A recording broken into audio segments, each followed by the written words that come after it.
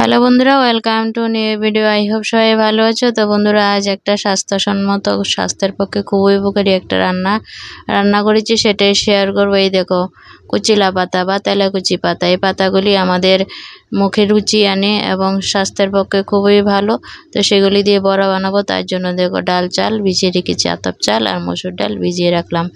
এগুলিকে পেস্ট করবো। এই তো পেস্ট করে নিয়েছি। পেস্টটা দিয়ে এখন মেখে তারপর বড়াগুলি করব। এই বড়াগুলি খেলে মুখে একদম তৎক্ষণাৎই রুচি আসে বন্ধুরা, আর খেতেও ভীষণ মজাদার। পাতাগুলি কুচিয়ে নিয়েছি আর পেঁয়াজ কুচিয়ে নিয়েছি, রসুন কিছু গ্রেট করে নিয়েছি। সব কিছু উপকরণ রেডি। তো এখন সবগুলি উপকরণ মেখে নেব। মেখে তারপর বড়াগুলি করছি।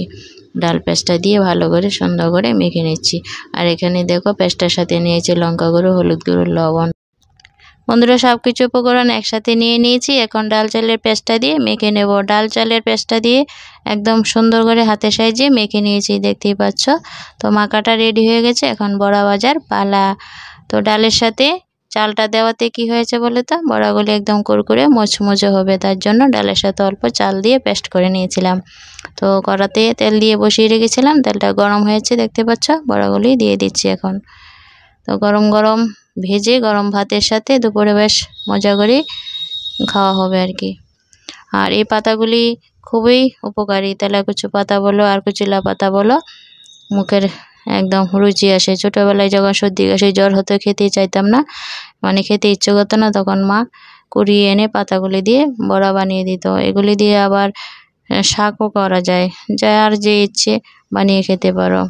তবে বড়াটাই মুখে রুচি আনে বলো। তো গরম গরম দেখো, উল্টে পাল্টে এখন বড়াগুলি ভেজে নিচ্ছি। কারা কারা এরকম কুচিলা পাতার বড়া বানিয়ে খাও, অবশ্যই কমেন্টে জানিও। আর এই পাতার আর কি নাম আছে সেটাও কমেন্টে জানাতে পারো। আমাদের এখানে কুচিলা পাতা বা অনেকে তেলাকুচুর পাতাও বলে। তো দুটো নামই জানি, আর অন্য নাম থাকলে অবশ্যই বন্ধুরা কমেন্টে জানিও। তো দেখো, উল্টে পাল্টে দিচ্ছি। এক পিঠ হয়ে গেছে, আর লাল লাল করে ভেজে নেব।